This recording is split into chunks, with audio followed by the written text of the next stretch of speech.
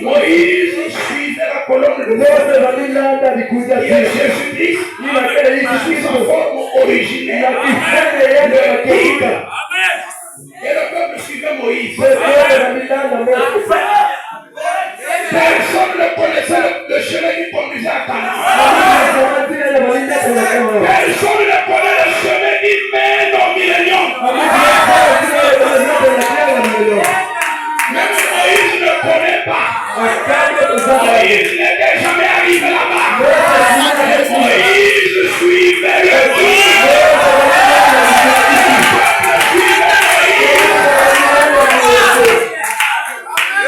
Moïse avait faim. Je faisais tomber la main. Moïse était malade. Moïse levait le sein fondé. Moïse avait soif. Je faisais couler l'eau du rocher. Le prix du roi était dans le camp. Comme le feu était au milieu du camp. Aucun peuple ne pouvait les toucher. Parce qu'ils étaient dans l'alliance. Gloire à Dieu. Ils avaient l'agneau immolé. Et même comparable de sorciers. C'était levé pour essayer de le maudire. Dieu a confondu sa langue. C'est le bénédiction qui sortait. Pourquoi? Parce qu'Israël était béni par un prophète. Israël fut sorti de l'Égypte. Par un prophète, Israël fut gardé. Regardez mes amis, nous avons reçu un glorieux message. Nous avons reçu un prophète comme Moïse. Si tu es sous ce ministère prophétique, tu es gardé. Tu es quoi?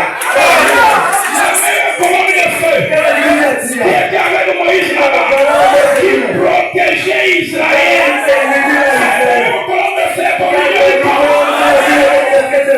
Tu es protégé. Quand tu dors, il est là.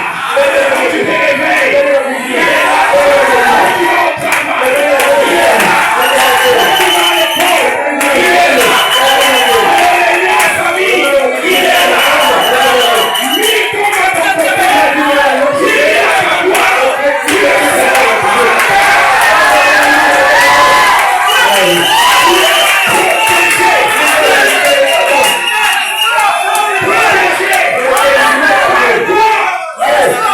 celui qui quitte le prophète, le roi des rois, le Seigneur des seigneurs, le tout-puissant, tu te protèges.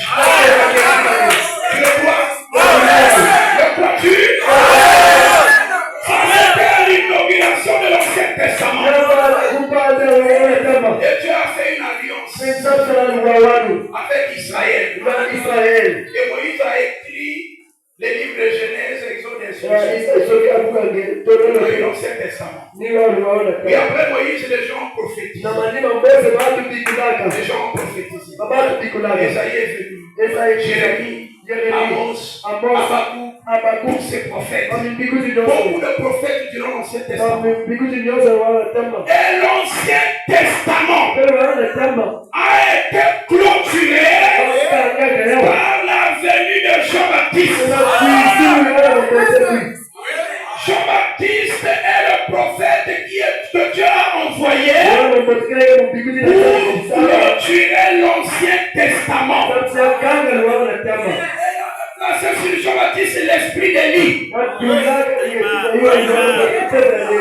Quand il est apparu, il a clôturé l'Ancien Testament par son ministère.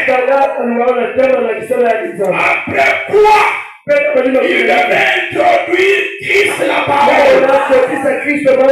Lui devait diminuer. Et Christ la parole dans sa première venue devait être présenté au peuple. Vous dites amen à cela? Quelqu'un voit cela? L'Ancien Testament a été inauguré avec Moïse. Elle a été clôturée avec Jean-Baptiste qui a introduit Jésus-Christ le Messie. Le frère Branham dit Jésus est la clé de voûte entre l'Ancien et le Nouveau Testament.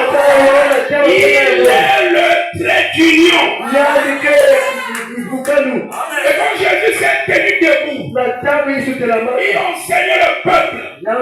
Et il disait, quelquefois les hommes dans le désert. Était-ce un statut de paille balancé par le vent? Quelquefois les voir.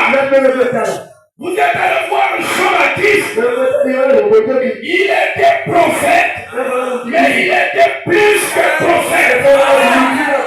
Je vous déclare que de tous ceux qui sont nés de la femme, personne n'est plus grand que Jean-Baptiste.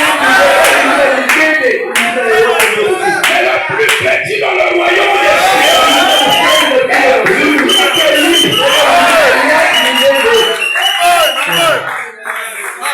Pourquoi Jean-Baptiste est plus grand que tous ceux qui sont nés de la femme?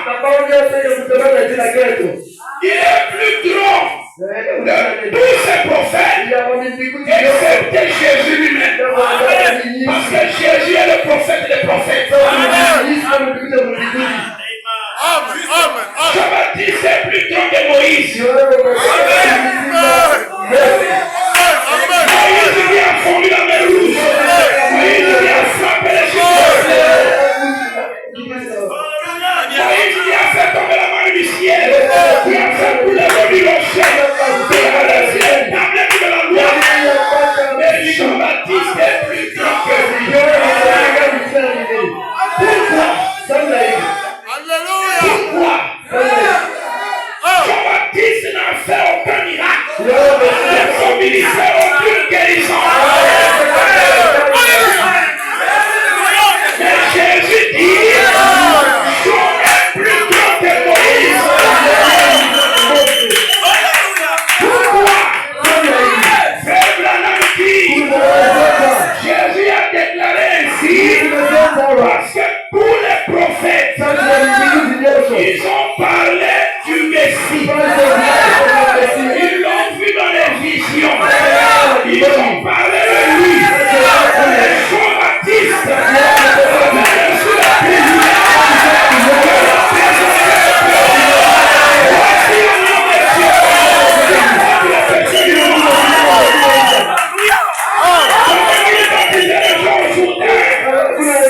Jésus est venu devant lui. La parole faite chair.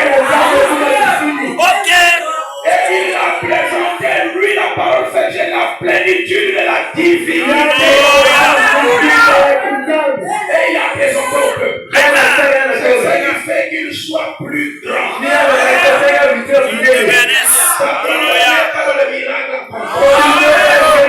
Parce qu'il n'en a fait aucun. Parce qu'il a présenté le Messie.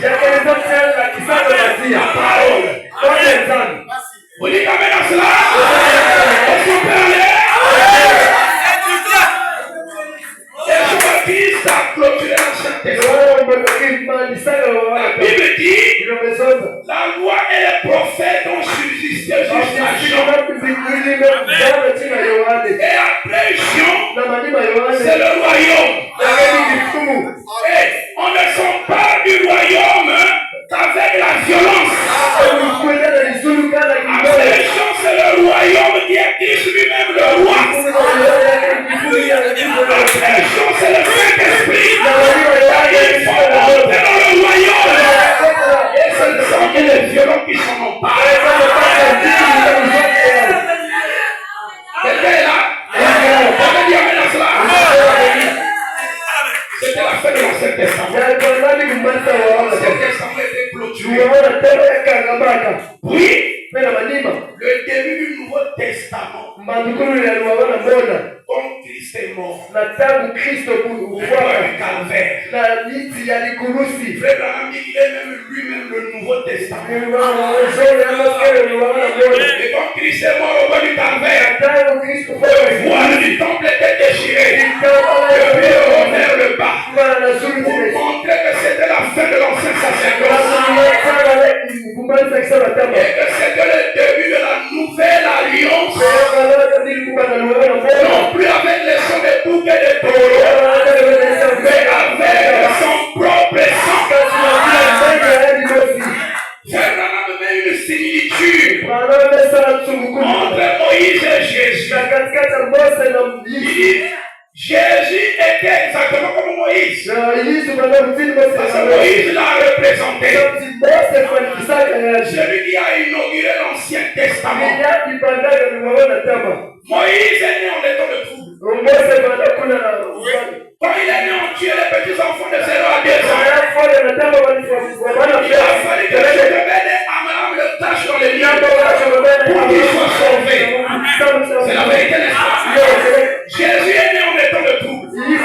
Quand Jésus est né, le roi Hérode tuait les enfants de 0 à 300 ans. Il a fallu déployer Joseph a eu le tâche en Égypte. C'est la vérité, n'est-ce pas? Pour commencer son ministère, Moïse est d'abord allé dans un désert pendant 40 ans. Et après, il est revenu pour produire le surnaturel. Avant de commencer son ministère, Jésus est allé dans le désert pendant 40 jours. 40 nuits pour jeûner et prier. Et quand il est sorti de là, il a commencé à guérir les malades, à ressusciter les morts, à produire le surnaturel. Est-ce la vérité?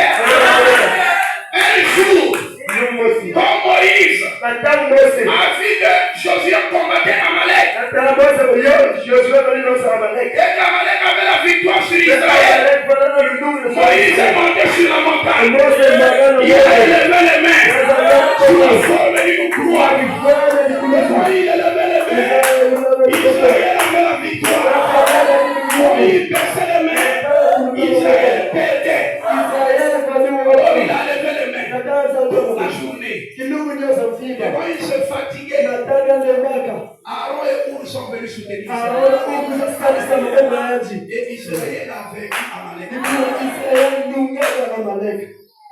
Et Jésus a élevé les mains à la croix.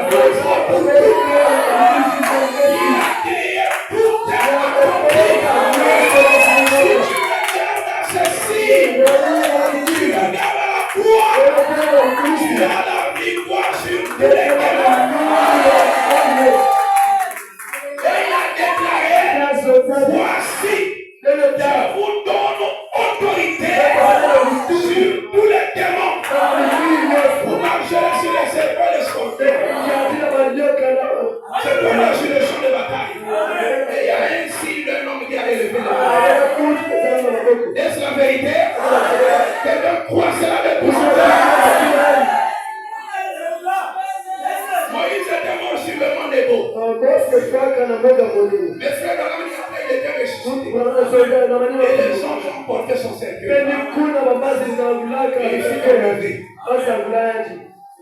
Jésus était mort. 3 jours de fois, mais après, il était ressuscité. Il est le législateur du Nouveau Testament. Il est le socle, la base. Amen. Et quand Jésus est venu, il a accompli l'œuvre de la croix. Il a été enlevé au ciel. Et il a gardé son corps au tronc comme mémorial. Et il est revenu sur la terre sous la forme du Saint-Esprit, sous la forme de la colonne de feu, sous la forme d'une lumière. Comme Paul avait persécuté les croyants à Damas, pendant qu'il était en route pour aller persécuter les croyants. Alors Paul a vu une lumière qui l'a frappé. Il est tombé de son cheval. Et la voix est sortie de la lumière. Quelle était cette lumière? C'était la colonne de feu. La colonne de feu qui était avec Moïse. C'est la même colonne de feu Aaron.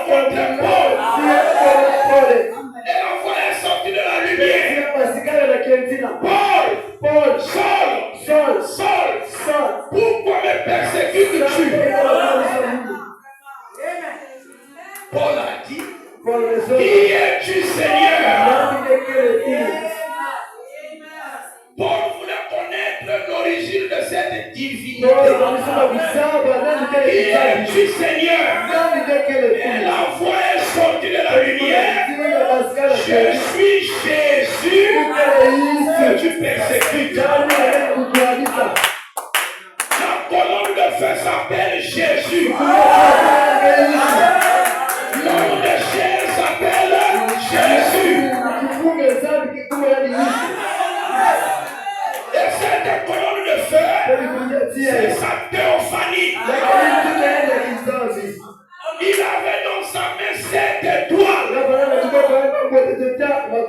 D'après Apocalypse 1, il avait dans sa main 7 étoiles. 7 messagers à travers lesquels il devait agir tout au long du Nouveau Testament. Et le premier, c'était Paul. Il était prophète. Il a posé le fondement du Nouveau Testament par des enseignements. La deuxième étoile, c'était Irénée. C'est le deuxième âge de l'Église. La troisième étoile, c'était Martin. La quatrième, Colomban. La cinquième, il a envoyé